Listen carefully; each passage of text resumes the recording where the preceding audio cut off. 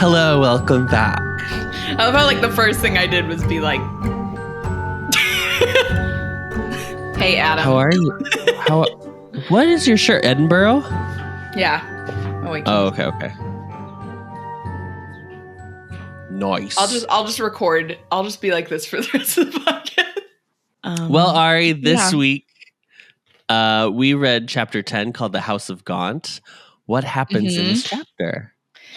Harry takes a trip into the Pensieve and learns about something that has to do with the prophecy, even though he doesn't really understand how this relates to the prophecy.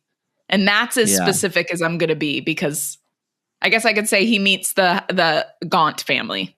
We meet the Gaunt family. Yeah, Harry takes a trip to Ancestry.com for Lord Voldemort. For Voldy. For Voldy. That's a good one. Yeah. Ancestry.com. 23andMe. 23andV. 23andV. Yeah, for sure. So the chapter opens with Harry. I've done what's the one I have? I think mine is just Ancestry.com. Yeah, they have their own. Oh no, My Heritage. My Heritage. Okay. Yeah. It was fine. I was very surprised by what I got, though. I don't know if you like what I expected to get because of the stories I was told about my family history. Apparently were not true from my dad. Oh, what? Not good. So I went to go drink this, but like, this is the consistency. I feel like it should be more shake-like, shouldn't it? Did you shake it up already? Let me shake it again. If it's yogurt, it will still be like, is it too, clumpy. Do you think it's too runny? No, I think it's just that all the liquid's on the bottom. I gotta really... yeah. Really get it. Okay. We need to blur this. Yeah. Get me out of frame. I do not want to be a part of this. Yeah, there we go. Shake weight. The shake weight. I'm okay with that. Oh, it's so much better. I needed to do it for a really long time, apparently. Yeah, you really need thank you. Sorry. Is it Greek yogurt? It's Chobani, so isn't... Yes, it is. It's Greek. I'm like, you really need to like whip it. Like every time I open yogurt like that, I have to like really whip it with a spoon. I haven't had a Chobani shake. I haven't had one of those though. Oh, is it Oreo? Yeah. Oreo flavor? Yes, it's cookies and cream flavored. Ooh. Is it good? Does it taste cookies and creamy? I'm about to try it. Let me try it. Yeah, let's do a live taste test. I hope it doesn't disappoint. Can't hear anything. It's fine. It's grainy? Very Greek yogurty with cookies and cream flavoring. Okay. So it's still got that like tart kind of yogurty flavor, but with cookies and cream, which is I don't know if it totally matches. I think fruit is probably the best option, but out of all the options you had to choose from. Although I do like a strawberry flavored like shake. I feel like that always goes pretty well, especially if it's yogurt based. Yeah, that's what I mean. I think fruit goes well with yogurt stuff as opposed to like coffee or chocolate. Yeah. I agree. Okay, so back to Harry. The chapter opens with Harry continuing to use the prince's instructions. So Slughorn is just like raving about his abilities and that he has never taught anyone so talented. And I was like, wow, what a real fuck you to Lily, I guess. But okay. Going on about how talented she was. Wouldn't Slughorn have taught Snape? Yeah, I was thinking about that just when I was thinking about starting this book in general, because I'm like, unless he left. No, they were the same year, weren't they? Yes, Snape and Lily? right. Because Lily, they were the same age. So I was like, there's no way he could have like been there for one of them because they're the same year.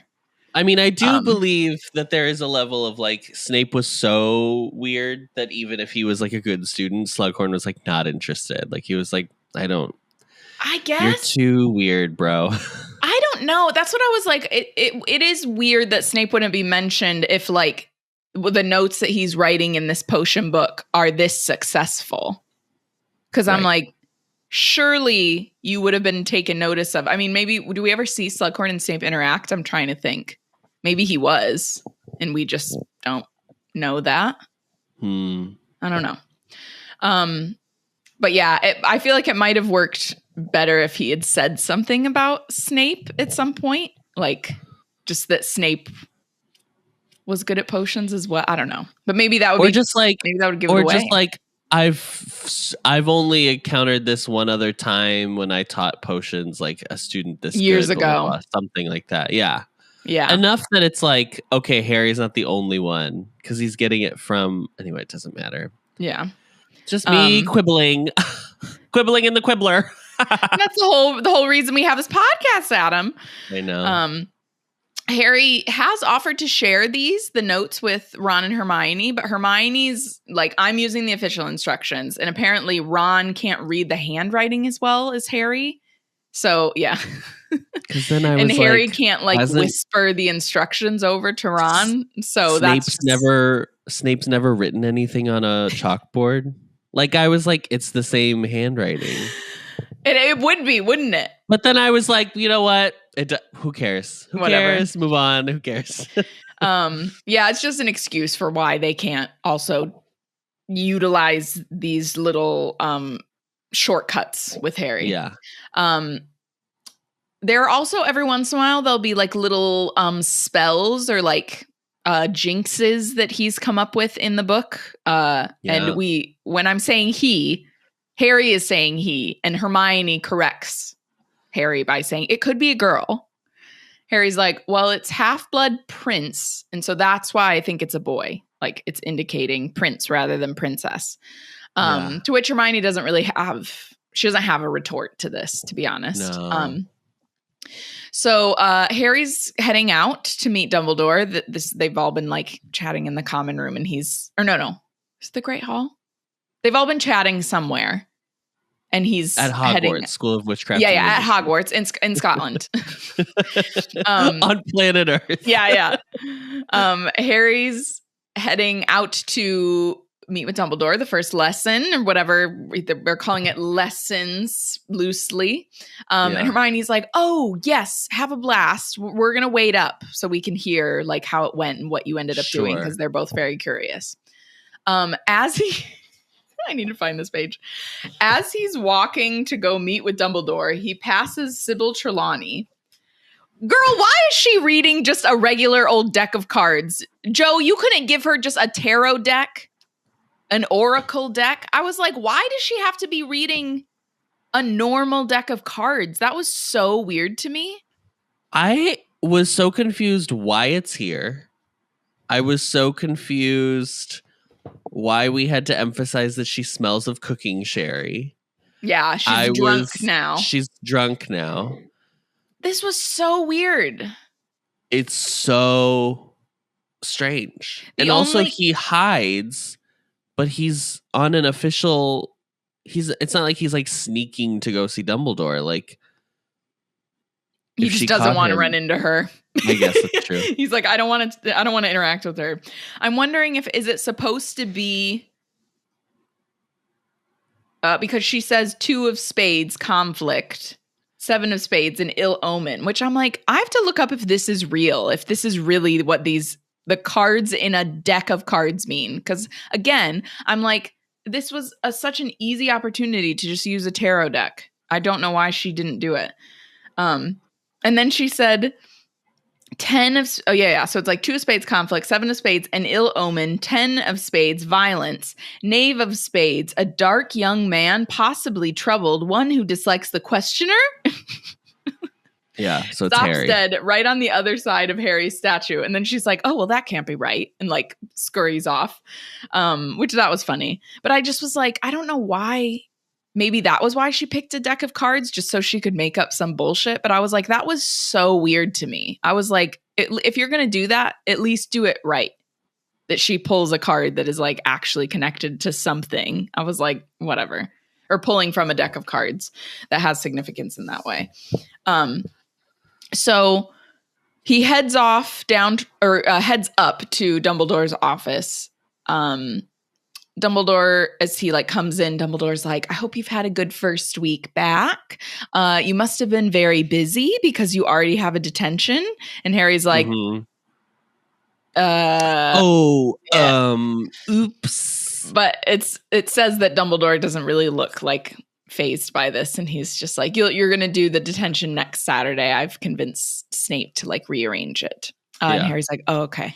And then I've convinced Snape. Yeah. Girl, just tell him. You're the headmaster of the school. I instructed him to move that detention. Right. Hello. And then we hear that Fawkes is there as well. Fawkes is just chilling, looking at Harry. And then Harry observes that Dumbledore hasn't even cleared a space for dueling, which made me laugh a little bit. Who's that? Is that Fawkes? Fawkes.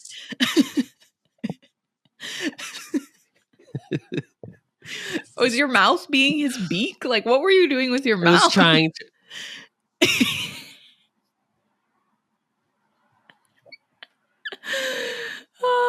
No slay from Fawkes this time. No, Fawkes just got out of a performance.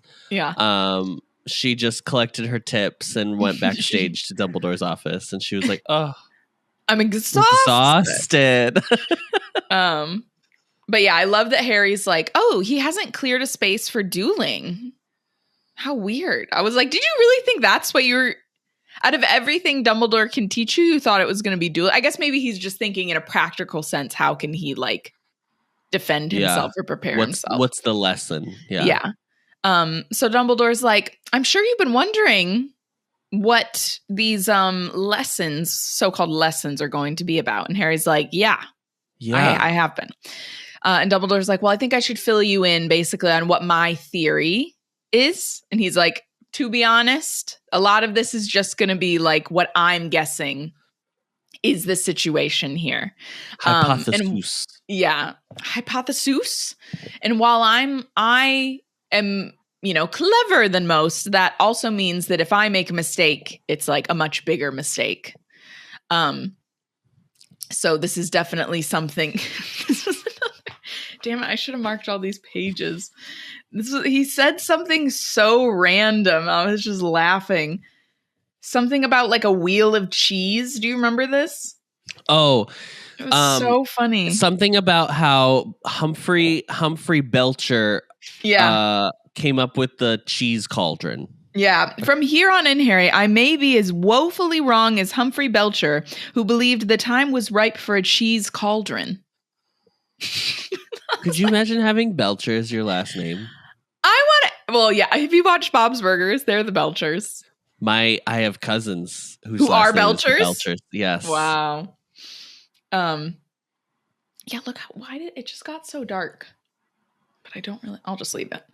Because it might get bright again. Ari, the Dementors are coming. Ah! Get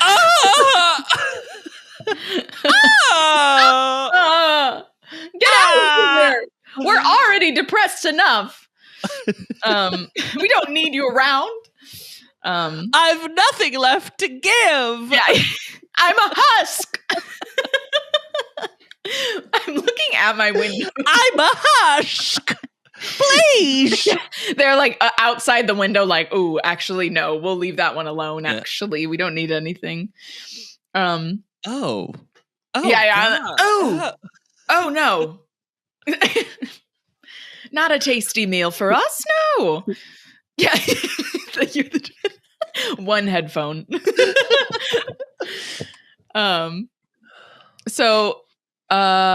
Dumbledore's like, let me start telling you about my theory. Let's get into it. And Harry's like, sir, is this have to do with the prophecy? Like, that's where we're going with this? Is this going to help me survive? Because obviously the prophecy is like neither can live while the other survives. Dumbledore's answer is, oh yes, it has a great deal to do with the prophecy, and I'm hoping that it will ensure that you survive. So Dumbledore reveals the pensieve and then points out that Harry looks like nervous. Yeah. He looks concerned, troubled. And Harry hasn't had great experiences in the pensieve before. No.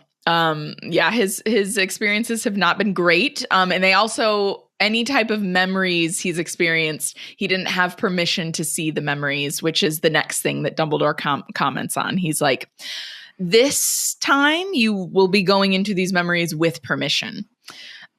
So this memory belongs to Bob Ogden, and they will be taking a trip down his memory lane, as Dumbledore says.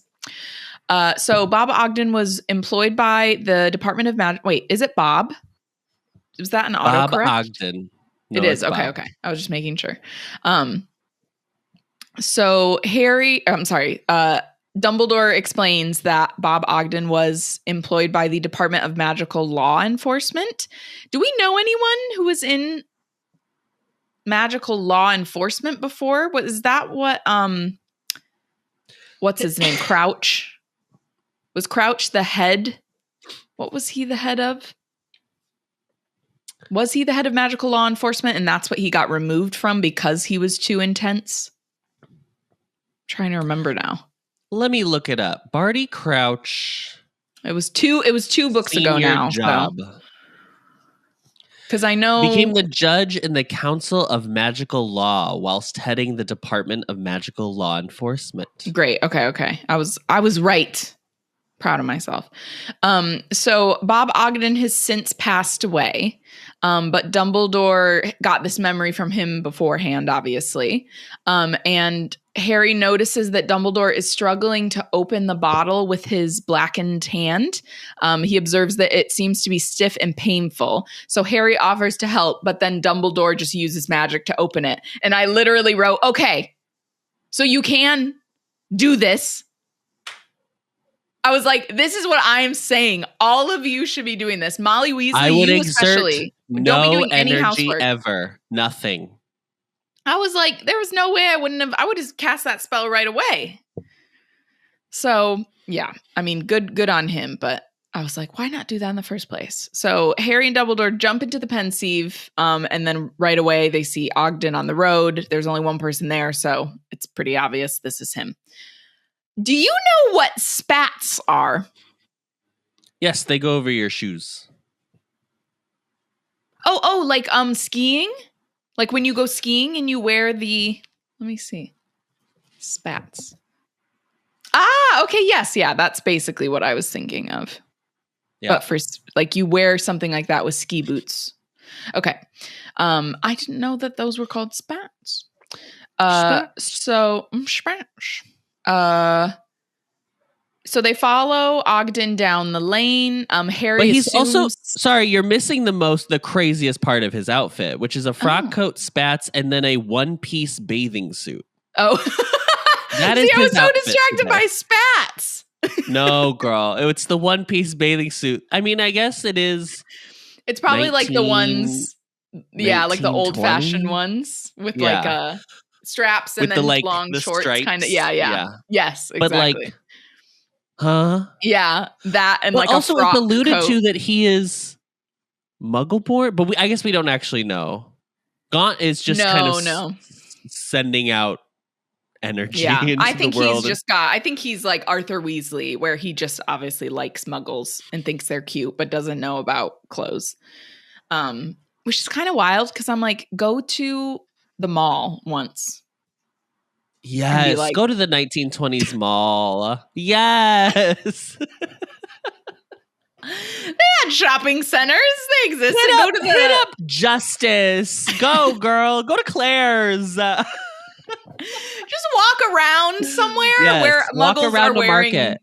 Yeah, just market like people. Where they're wearing clothes. Just like whatever. At this time, I guess go to the dressmaker. Just get a catalog. Yeah, just anything. So Harry assumes that they're heading to Little Hangleton, but they actually end up going like past or like off to the side of where they should be going to go to the little village of Little Hangleton. And they start walking towards a patch of dark trees. I did want to mention before they got to the dark trees, there was a manor house that is mentioned. So just... remember, there is a manor house. Oh, yes. So Ogden stops and draws his wand because it's very dark under this grove of trees. What is he there? Little Friedrich Tail. Hi, Friedrich. Oh, look at him. His little beard.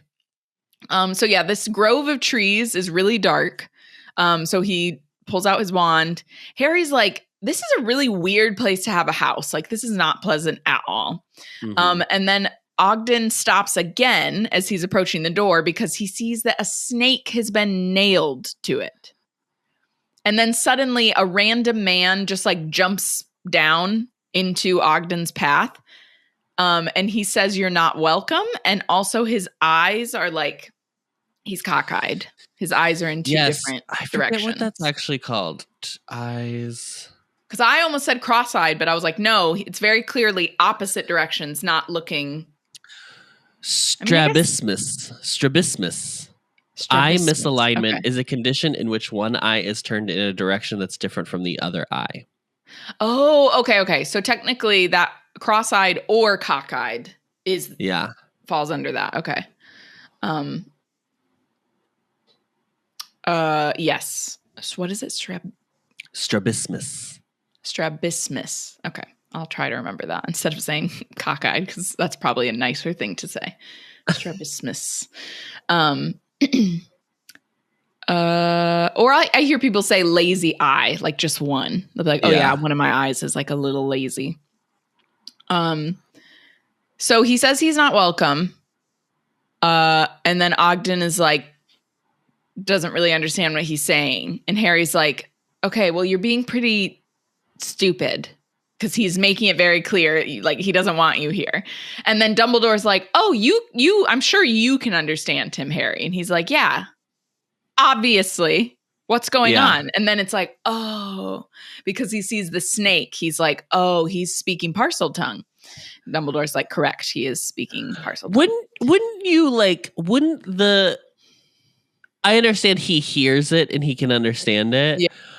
But wouldn't there be like, you're watching him speak, his mouth is not moving.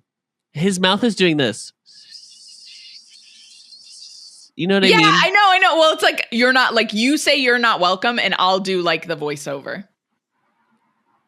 Like in English, say you're not welcome? No, sorry. I'll do like the mouth movements, but you in English say you're not welcome. This is what it looks like. You're not welcome here. Yeah. It looks like when my grandma's like dentures would start to slip. That's what it looks like. It literally looks like you're watching something dubbed. Like, like, it doesn't look like you're not welcome. Harry's such a goofy little guy. Yeah, I don't know. His heart's in the right place, Harry, except when it comes to sharing his wealth. Correct. Specifically with the Weasley family. Yeah. So Ogden is like jinxed by this man, and then yellow pus starts coming out of his nose, which I was like, didn't need horrible. That. Yeah. I sorry, I said that while you were drinking too. God. Yeah. I know. Pus has to be one of the worst words in the English language. Yeah. There's nothing good about it. Yeah, pus is pretty bad. So while Ogden is like laying down holding his nose, an elderly man comes out and yells morphin. So I already forgot it. Strabismus? Yeah. You got it. Okay. The man that has strabismus, his name is Morphin. And then this man that comes out is described as having like his body is very oddly proportioned. He has like very long arms and kind of a bigger torso, which makes him look like gorilla-ish is what, yes. That's how he's described. Also, just to be clear, this is not morphine, okay? She's not click-clacking her heels down the runway. This is Morphin. This is a different person. Absolutely not morphine. Morphine's makeup snatched. That girl looks incredible. Morphin could never. Right. Could never. So the older man that's just come out, he asks if this man is Ministry. Mm-hmm. He's like, oh, are you ministry? And he's like, yeah. So then he is, how do we describe? He's racist. Like, I don't know. Like, yeah, I don't know how. Bad. Yeah, he's just like a piece of shit. Sucks. Like, yeah, his first impression is already like horrible. He's like raving on about if muggles or filth come to the door, and that's why his son needs to defend himself. And Ogden should have made himself known. Can hardly blame his son for, cursing him or jinxing him. Like, the whole thing was just bad. It's basically like, we have the right to do whatever on our property because you're on our property. So there's definitely a very specific. But listen, Mr. Gaunt would have voted reform in the recent election for the UK. That's what I'm going to say. Yeah, he would 100% be a Trump supporter if he were in America. So they're kind of like bickering back and forth. He asks if Ogden is pureblood, to which Ogden says, well, that's neither here nor there, very coldly, which Harry is like, that's right, I like him, correct. And then Ogden asked to go inside, which I was like, I don't know if I actually think I would have been okay with staying outside. I know there's like a We're dead gonna have snake this conversation on the door. out here. Yeah, I would have like drawn up some chairs. I would have pulled an Albus and like drawn up some very cozy lounge or armchairs. Yeah. Or a chaise. I mean, beautiful chaise. Yeah, just for me though. Just for me, and then like a wooden chair for Gaunt. Yeah. So, just wanted to talk to you today about what's going on with Morphin, not morphine. Let's talk about morphine, actually. Forget morphine. Girl. Let me tell you about morphine. Did you see? The elderly man, we're just going to call him Gaunt. So Gaunt does end up letting Ogden come in. He's like, oh, okay. And it was weird because he basically, I guess a letter was sent, but then Gaunt was like, oh, well, I don't like read letters. And he was like, okay, well then I don't know why you're upset. We sent an owl and he was like, oh, we don't read mail. And it was like, okay, well, okay. Well, we live in the wizarding world, and B, it's 1920. So there's literally no faster way we could have given you information. So yeah, it's like, and that's exactly what Ogden says, basically. He's like, well, then you can't be upset when people come to your house unannounced. Like, because we did you don't respond. Yeah. Like, yeah. So then they head inside.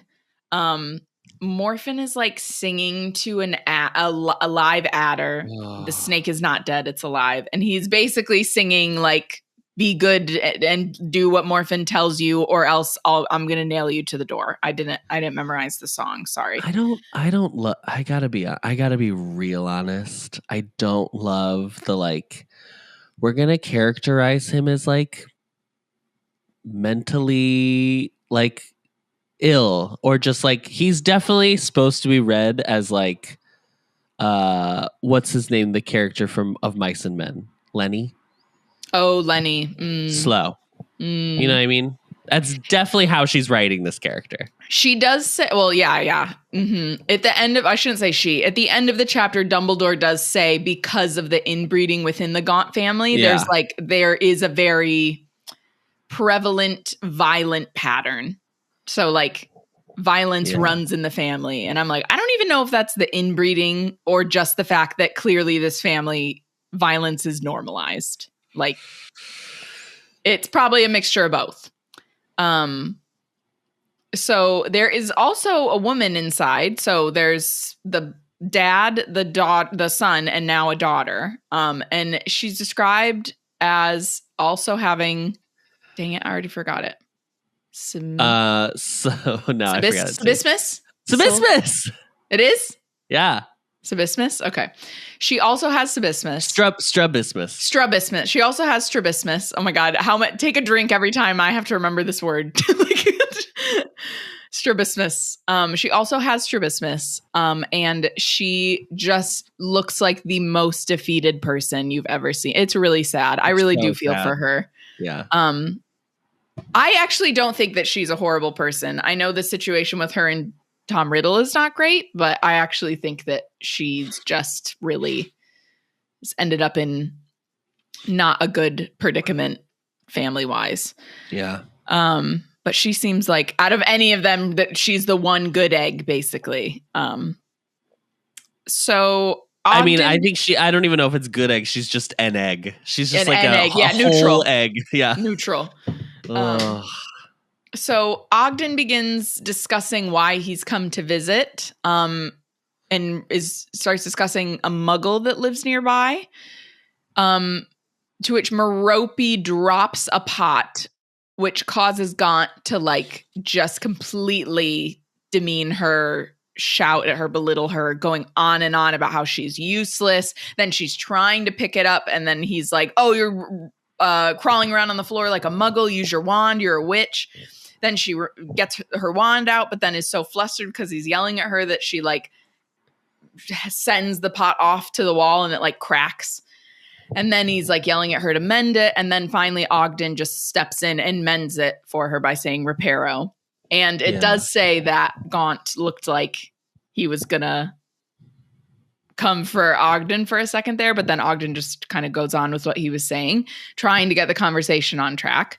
So apparently Morphin has jinxed a muggle in the area. Were you gonna ask This me? is when I want to again ask the question of why they have a squib as the caretaker of Hogwarts. He has to do all of the cleaning of Hogwarts without magic. It's sorry. what I've been saying from the beginning. I don't understand it. It makes like zero sense for him and for the school. It doesn't make any sense. It's also goofy to me because in this scene we're supposed to see the situation with. It's Merope. It's like the Greek way to pronounce it. Is how on the audiobook they say Merope. Yeah. Mm-hmm. Okay. So we're supposed to see this as like sad and like defeatist. Like it's just like a bummer, obviously. Like, and then the fact that he points out like clean like a muggle, like on your hands and knees, blah blah blah blah blah. And then I was immediately like, and that is Filch's entire job. At the castle that Dumbledore runs, basically. Yeah. Not that I'm saying like, I don't know, give him an assistant. How about that? Just give him a damn assistant. It's like Filch is the caretaker, and then Hagrid is the groundskeeper. So like the other person that manages the estate basically also isn't like fully competent with magic. So it's like, what are you saying? Yeah. Ugh. So Morphin has apparently jinxed a muggle in the area. Gaunt does not give a shit about this at all. Ogden's like, okay, well, he's been summoned to the ministry for a hearing. And Gaunt's like, do you know who you're talking to? Do you know who I am? Can't summon us. Do you know who we are? This is Morphine and this is Morphine of the House of Gaunt, honey. Morphine of the House of Gaunt. I wanted to come up with a good drag name for Merope, but I couldn't. He's like, do you know who you're talking to? Do you know who I am? And then Gaunt shows Ogden this ugly black stone ring that he's wearing. And he says, this ring's been in the family for centuries. I have never noticed this detail before. The Peveril coat of arms is engraved on it. I have never noticed this in all the times I've read these books. So the Peveril family was... Isn't that Molly's maiden name? Molly Weasley? Yeah. Oh, is it? Isn't I didn't know Peveril? that. The Peveril family is supposedly the family that the original three brothers that Death she's gave. Pruitt, sorry. Oh, okay. That Death gave the cloak to. And the wand there, that's the Peveril brothers. So I'm like, I'm sorry. I thought the Peverils were more connected to Harry. I mean, maybe everyone's connected. It's like one of those things where anyone in the wizarding community, it can be connected to someone. They're all inbreeding. Yeah. But I was like, I thought it was like Harry James specifically was connected to the Peverils directly. And there was like proof of that. So I thought that was so strange that now we know the Peverils are connected to the Slytherin ancestry specifically. I was like, oh, okay. I was kind of confused by that. It's one of these. They forked, and then they came back at Harry and Voldemort, and then they're gonna end there. Yeah, so that I just was like, I've never noticed that before. Oh my gosh. So yeah, he shows off the ring and then he runs. Well, Ogden's trying to get the conversation back on track. But as he's trying to do this, then Gaunt runs at Merope to grab this locket that she's wearing and basically drags her over to show him while he's like choking her. Mm-hmm. And Ogden's like, your daughter, can you please like stop? But at that point, he's already let go of her and she's just like, you know, breathing really heavy and holding on to her neck. Yeah. What was the locket? It was just a locket? It's the Slytherin's locket. Cool. Do you know what I'm talking about? Yeah, okay. But like... cool. But like... It is the locket. Yes. So Ogden's like...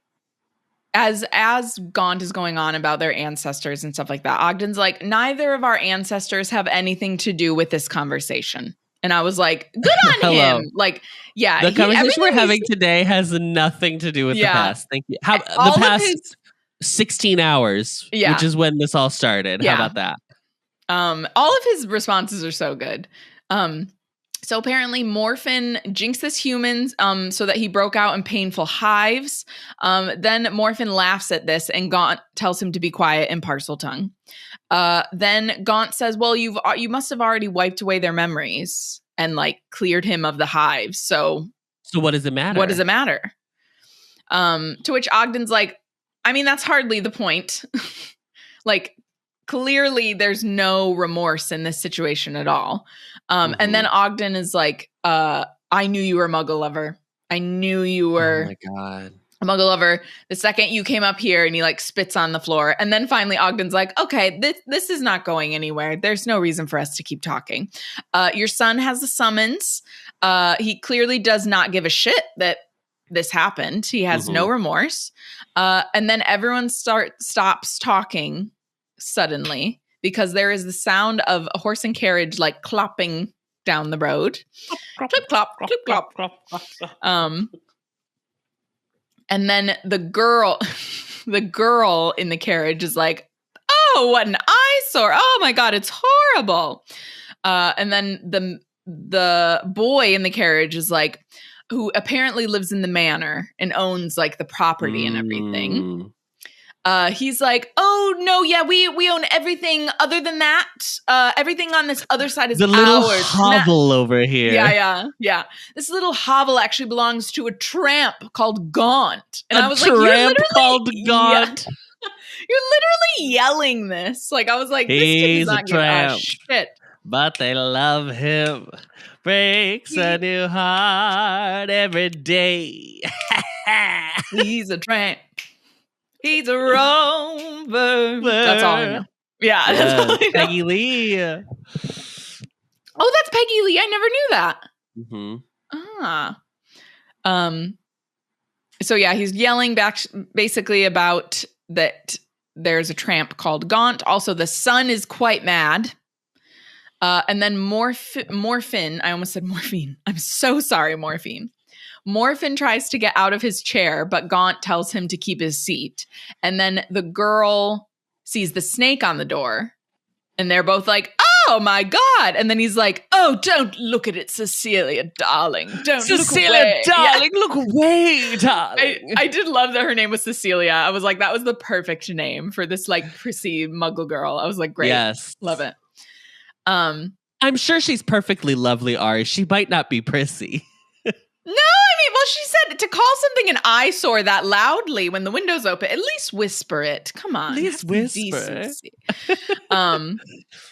But yeah, they're both like, oh God, that snake, horrible. And then to be fair, same reaction. If I went by a house that had a snake nailed to the front door, I would be like, what the fuck is like, do we need to call local services? Like, what's going on here? But see, that's where I would be like, I would 100% be saying that, but like whisper. I would be like, do you see there's a snake on the door?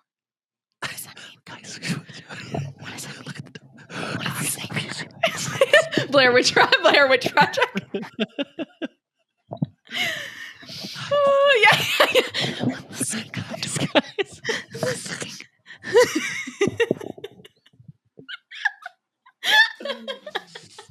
Or just like half of your face out of frame. This is the Gaunt Witch Project. That's what this is. The Gaunt Witch. The Gaunt Bitch. The Gaunt Bitch Project. So as the boy and the girl go away, as they clip clop away, Morphin starts whispering. I actually wrote morphine in my notes by accident. Morphin says to Merope, "Oh, darling, did you hear that?" Yeah, in parcel tongue. Did you hear? He said, "Darling, see, he wouldn't have you anyway." To which Merope is like horrified, white as a sheet, like trying to get him to stop talking, which of course he's not going to because he's a piece of shit. And then Gaunt, to no one's surprise, is furious about this because as he questions Morphin starts explaining that he's seen her like leaning out the window looking for him, that she's like basically got a big crush on him, and he's observed how she's like into him basically.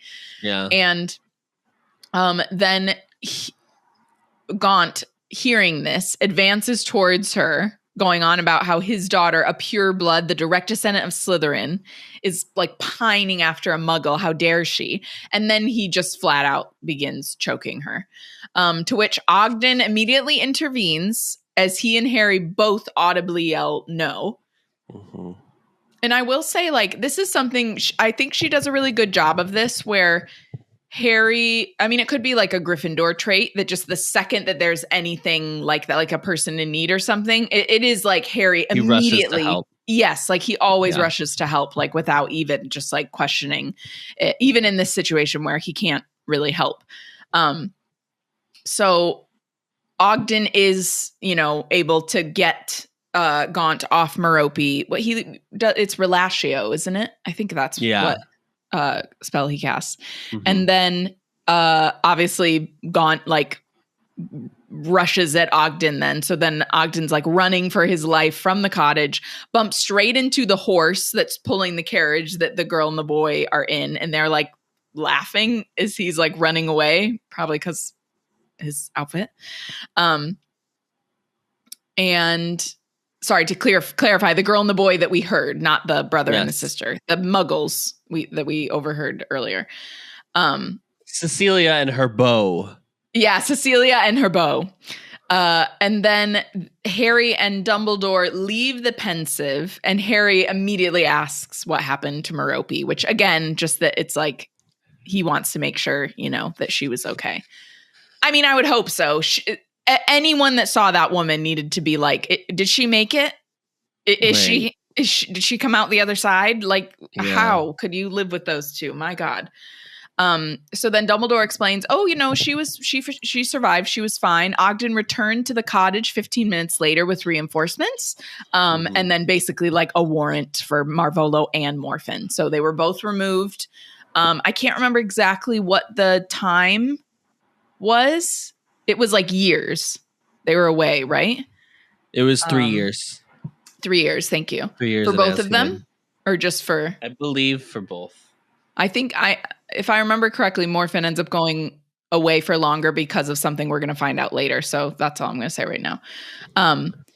But yeah, Dumbledore says, "Oh yeah, they removed Morphin and Marvolo." Harry's like, "I'm sorry, did you say Marvolo?" And he's like, "Yeah, that was Marvolo, Voldemort's grandfather." And I was like, dun, dun, dun. Bum, bum, bum. Sorry, Merope.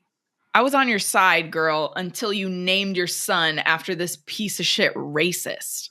I know. So, you know what? Maybe you aren't a good egg. Your son didn't need to have anything to do with this piece of shit. Yeah. So but trauma victim, blah, trauma, blah, blah. Yeah. Trauma. Trauma. And I bring trauma, mama. And also just like at this time, well, anytime, people still name children after like a family name just because it's a family name. Do you know what I mean? Mm-hmm. So blah, blah, blah. Yeah. So then Dumbledore is kind of just continuing to discuss. He's like, oh yes, the Gaunt family. They've just kind of continued to get worse and worse as time's gone on because they're very violent. They have like a history of violence in the family. And then they're also like crazy pure bloodists. So they only marry like cousins and there's just like a lot of inbreeding in the family. So it's not great. Fun. And then, so then Harry's like, so then Merope is his mother. And Dumbledore's like, mm-hmm. And then Harry's like, how? And then, oh no, sorry, excuse me. Then Dumbledore is like, correct. That's his mother. And the Muggle boy that we overheard is actually his father. And so Harry was like, how the hell did they end up getting married? What was that about? Sure. And then Dumbledore's like, I think you're forgetting that she's a witch. Do you have any idea, what lengths she could have gone to basically get out of this nightmarish life she was living and actually end up in a situation that she was like happy with? And Harry's like, well, I guess she could have like Imperiused him, or she could have made a love potion, to which Dumbledore's like, I believe it was a love potion. That's what I think. The town was obviously shocked that the son of the Manor House family ran off with the tramp's daughter. But no one was more shocked than Marvolo, because apparently he expected, when he got out of jail, he expected Merope to be at the house waiting for him with like a hot meal ready the moment he got home. Instead, he came home and found a letter from her saying she had run off with Tom Riddle. And I don't know why you thought she was going to be there waiting for you, but that's crazy. You're crazy. Yeah. Delusional. You're right. You don't have a brain. You have been affected. Your brain has clearly been affected. And so then this is where Dumbledore's like, this is what I can only really guess from this point on, because apparently confirmed that Tom Riddle did end up coming back home after like being with her for a year or something like that, or over a year. So he does end up returning to his family. And while he doesn't say that she like put a spell on him, he says something about she fooled him or she tricked him or, whatever he can say basically. And then from here on out, Dumbledore's like, this is all just me guessing because I don't have confirmation of any of this. So he thinks that Merope eventually set Tom free from the love potion because she actually really did fall in love with him. She was hoping that he would just love her for her, but he did not. And he left her while she was still pregnant. Again, this is Dumbledore guessing. He's like, maybe she thought he'd stay for the baby. I don't know. And so then Harry's like, okay, but how does this connect to the prophecy? And Dumbledore's like, oh no, yeah, it connects to the prophecy. Like in time, it'll become more clear. And so then they're like, okay, that's enough for tonight. I think that's okay. And then Harry's like, oh, go ahead. Will it become clear how this specific memory connects to the prophecy? There's two things in this memory that Harry can destroy to get ahead, basically. What? Oh, so specific. Okay. I guess so. It's like in order to survive, in order to defeat him, this is Yeah. Okay. Fine. So as Harry's leaving, he's like, "Can I tell Ron and Hermione?" And Dumbledore's like, "Yeah, you know what? You can, but just ask them not to repeat it to anyone because I don't want people finding out that I know." I'm hot on Voldemort's secret tail. Yeah. It's like, I don't really want people to know I know these things about him. And then once again, Harry's almost at the door when he sees that ugly ring from the fucking memory. Ugly ring. Yeah. The Peverell. Yeah, Peveril family crest ring. And then the stone is cracked, but it's definitely the same ring. So he's like, Dumbledore, sir, professor, you were wearing that on the night we went to Slughorn's. I remember. And he's like, yeah. He's like, can you tell me the story about that ring? And Dumbledore's like, no, another time. Not today. Not tonight. We can't get into it. Oh, diva. Yeah, sorry. Too soon. Yeah, Too soon. We got to save it for the plot thickening as the book goes on. Correct. And that's it. That's the chapter.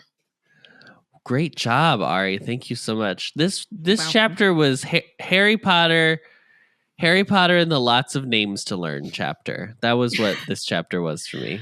When I was listening, I felt like I had to write down almost like every sentence. Like it was like a lot. I know. This is like huge. This is like really when she amps up the like, this is how we're going to wrap this series up. Is it has to start like here.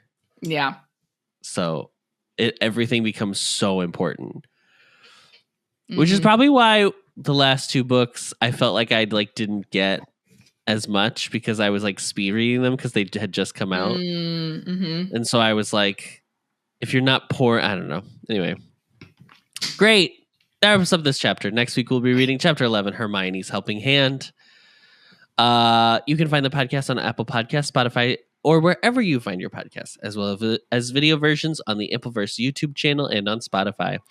As always, don't forget to rate, review, and subscribe so that we can get a perfect Newt score, 5 stars only, or else you will have pus coming out of your nose from a jinx brought upon by morphine. Imagine. Morphine. By morphine, not morphin. Morphine. So it's like a pro and a con. Like you're meeting morphine. But she does pus is coming out of your nose while you're meeting her. So you're like, oh my god, I'm such a big fan. Oh my god, I love you. What is happening right now? Don't forget to follow us on Twitter. Don't forget to follow us on Instagram at HP Anxious or YouTube and TikTok at The Ampliverse. We are hosted on Spotify for podcasters, so thank you to them. And are a proud member of The Ampliverse. Please check them out at theampliverse.com. Thank you, Ariana. Thank you, Adam. And as always, Reparo. Reparo.